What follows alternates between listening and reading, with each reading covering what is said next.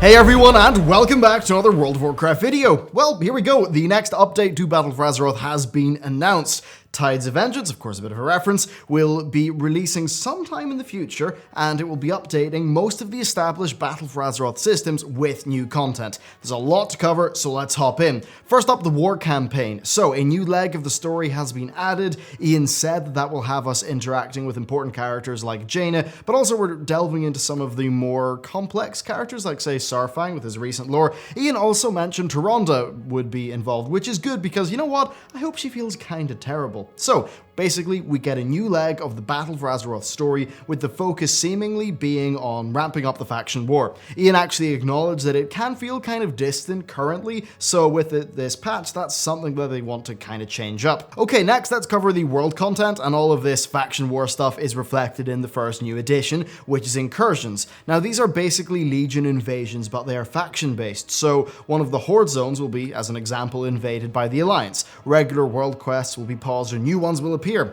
Now, Ian did not mention if these would feel any different to the Legion invasions, though I suppose one way that they could be a little bit more thematic is if it was just one at a time, and, you know, both the Alliance and Horde players had content in the same zone. So, as an example, the Alliance are attacking the zone and the Horde are defending a zone. I think that would, or the same zone. I think that would be more thematic, and it would also work brilliantly with the war mode system. Hell, even combine that with, say, a special war mode meta objective. I think that would be a really unique feel. Next, we've got Heritage Armor, which is also, of course, on the topic of factions. So Blizzard are adding Heritage Armor to the regular races, and they're starting it off with the Dwarves and the Blood Elves. And what's actually really nice is that these seem to come with new content. So Ian mentioned basically a quest line. One example was the Blood Elves re-exploring the Scar.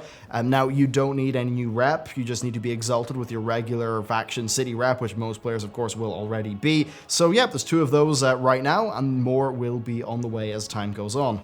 Next up, we've got the new Warfront. So, yep, there's a new one. It's being slotted in. It's the Battle for Darkshore, and it's themed around the undead versus the Night Elves. It's got some new buildings, and it's got some new upgrades to go along with that. As an example, working to summon in an Ancient. So it's a different flavor of a Warfront, pretty much. Now, Ian previously seemed to indicate that Warfronts could be active at the same time. Basically, that adding a new one wouldn't replace the old one, so, like, this would sort of be having two on the roster. I don't know if that means two sets of hand-ins, world bosses, etc. So it's sort of hard to know exactly what the implementation will be, and, you know, if this means we'll have Warfront, say, 2 weeks out of every 4. Now, the other side of this is that Darkshore is having a zone update, just like Arathi Basin did, and that will, of course, mean just some max level, world content. Next, Islands. We've got 2 new ones. We've got Durandal, which is a Vrykul themed one, and Havenswood, which is a spooky abandoned Gilnean settlement, so that's pretty good. Now, Ian did say he was kind of aware of the criticism, though, and they are working heavily on their layout generation. So the overall goal is to make mobs be less evenly spread out, such that the island feels like, it's got its hubs of action, but you can actually travel between them without pulling 500,000 things, which I think would be brilliant. So that's good. And he also said that they're adding more events to the system as well, and there are even some new mechanics. As an example, an Azerite extractor that you can set up and then defend from the enemy team, and that will just give you a constant trickle of Azerite. So overall, it does seem like a good iteration on the island formula, but not something that's fundamentally different. Okay, with that covered, it's time to talk about the first new raid. Yep, the first. There's going to be 2 of them. So, the Siege of Zuldazar is a faction war-themed raid covering a preemptive alliance strike to destroy the Xantalari fleet and sabotage their alliance with the Horde. So it's a total of 9 bosses in the raid. Now, 3 are specific to each faction and 3 are shared. So the alliance start off basically at the dock, and over the course of the 6 bosses, they'll fight their way up through the docks and through like a new temple interior and then to King Rastakhan. Now, the Horde will start off at the other side of the city. They'll fight towards Rastakhan through Alliance attackers, and then something goes down with Rastakhan. Now, from what Ian said, basically Rastakhan is the end of the Alliance raid, so those 6 bosses, but the Horde has 3 more after that. So I suspect that Rastakhan isn't a boss, but that a major lore event goes down. Now, after the Rastakhan thing, the Horde then fight their way down to the docks, presumably to beat off the Alliance. So you're probably thinking that's fine, but out of a total of 9 bosses, each faction only gets 6. That's not true. You can basically talk to an NPC who kind of relays the fights that you missed. It seems like this maybe opens up another wing of the raid or something like that. But look, the point is that the format might be a bit funky, something we're not used to, but they're telling a dual story and everyone gets all 9 bosses. And you know what? That's something different. I commend that. I'm very interested to see how they pull it off, but I'm glad they're taking a risk, so a big thumbs up with the raid plan. Next, we've got the Crucible of Storms, so it's a 2-boss raid themed after Ashara and the Old Gods. It fills a similar spot to the Trial of Valor, but it's coming after the Siege of Zuldazar raid. Now, this is dealing with some lore that I'm extremely interested in, so I'm dead excited to see what actually goes on here from a lore perspective. Now, it is going to come with world content and Naga invasions and world quests, as well as a quest line, so overall, seems pretty great. I've always been a big advocate of short, accessible raids. I loved, Eye of Eternity, Sarth and Onyxia and Wrath, and then, of course, the entire initial raid lineup of Kata, so that's great. Next, systems. So, Ian talked about systems. We're getting new Azerite traits, as well as changes to existing ones. He basically said that the current state is kind of the complexity floor, and they want to build up from there, which is great to see, and it will, it'll result in it being a lot more exciting overall, but still with a lot of the core gripes that currently exist. But that is an improvement, I suppose. Now, on top of that, they're also adding Gnomeregan as a pet battle dungeon. They're adding new profession recipes. They are, of course, updating classes as well. Now, chances are that's the updates to Shadow Priest, Enhancement, and Elemental Shamans that have been sort of teased. Now, reputations are also being changed up, so the item level upgrade from Champions of Azeroth, thankfully, is account-wide. So that's a great move. They're also making items that require reputation no longer require rep. So as an example, if you earn a tabard, then no worries, your alt can wear it. So that's pretty damn brilliant. And really, that's it for the patch. Ian went over it in a very high-level way. They want the PTR out by the end of this calendar week. Of course, this calendar week, I have an EGX to talk about this thing, which is our game. So, yeah, that's going to be fun on the schedule. But yeah, PTR is coming out pretty soon. Normally, the PTR is like 1 to 2 months, so we'll probably see this, I suppose, the nearer the end of this quarter. Kind of similar to maybe patch 8.1, but of course, chances are, this will come out decently soon, but the raid won't come out maybe until a month or two after the actual patch itself, which would be following what they did in Legion. So, with all of that, what do I actually think about this patch? Well, if you've seen my critique videos on Battle for Azeroth, one thing that I think I literally quoted is, you could add 6 new Warfronts, 1,000 quests, blah, blah, blah, and it would all kind of feel the same. So, I think that the Warfront will be interesting from a lore perspective, right? We'll get to see what the new story is, what all the characters are doing. Of course, people are very invested in Jaina and Sarfang, so seeing those storylines will be really good.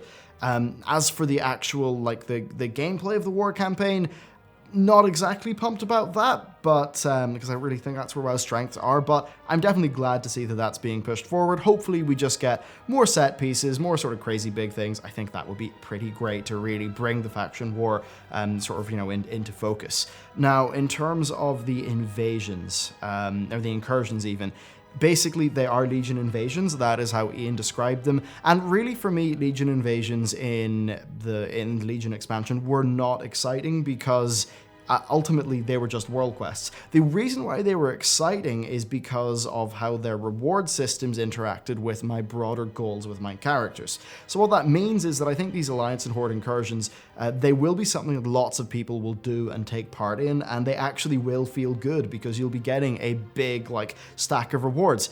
I don't actually think they'll be that fun themselves in isolation, but as a part of a broader progression-based game, I think people will see fun and value in them. And that really always is the kind of the push and pull of a game like World of Warcraft. So yeah, they'll be great for some players, less good for other players. One thing that I suppose probably will be of interest is that if you really want to level up alts, I imagine that given their success with Legion, these could also be used for leveling up your alts pretty quickly. So I'm sure that's something people will like. Though overall, just, new world quests, to me, that's not really too exciting. Now, you probably noticed in the main section of the video, the one thing that would be exciting to me is if they were to focus both factions into a zone and then have unique war mode objectives to tie into the incursion system. If Blizzard do that, I'll be really happy and really commend them, because I think, again, that's kind of multiplicative design in action where you add this one system, and because war mode exists for a bunch of players who like war mode, it creates so many more interactions and so many more layers of gameplay in the game. So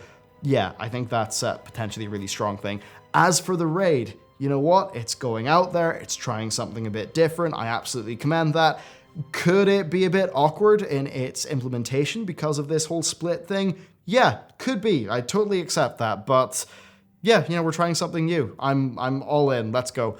As for Shrine of Storms, of course, I'm really excited to see more Old Gods and Naga. I love talking about Old Gods. I love like delving into the Lovecraftian stuff. It's like one of my favorite parts of this whole thing. So, of course, I'm really happy to see that.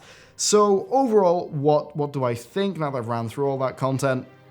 I would say that I will still have fun with World of Warcraft, assuming Azeroth is more balanced and all of that stuff.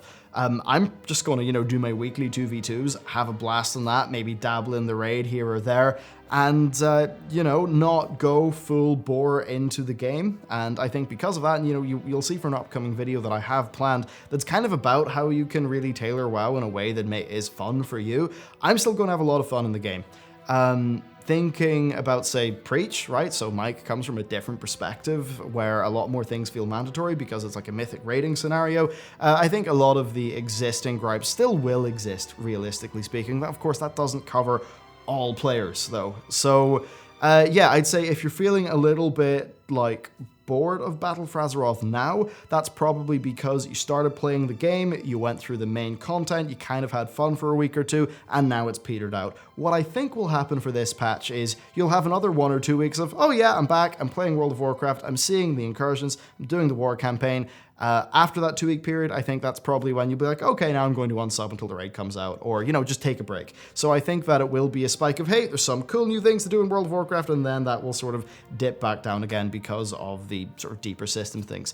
Unless you're maybe like me, and you're having a blast in 2v2s, and that's very evergreen content. That's always going to be fun. So, yeah, there you go. That is my thoughts on Tides of Vengeance. I'm definitely keen to hop onto the PTR and see what's going on. Of course, Ian talked in very broad terms here. It is always possible that the PTR will appear, and there will be changes that seem small initially, but are massive in their impact. And that's what I'll be really interested to see. So, let me know what you think down in those comments below. If you're at EGX, hit up our booth. I think it's like on the app and stuff. We'll be giving these out. We've literally got 1,000 of them. So yeah, you get some art from the game that also has info on it. And also see the game and say hello to us. So you can do that at EGX if you're there. And this is a long enough intro. Thanks for watching. I'll see you next time.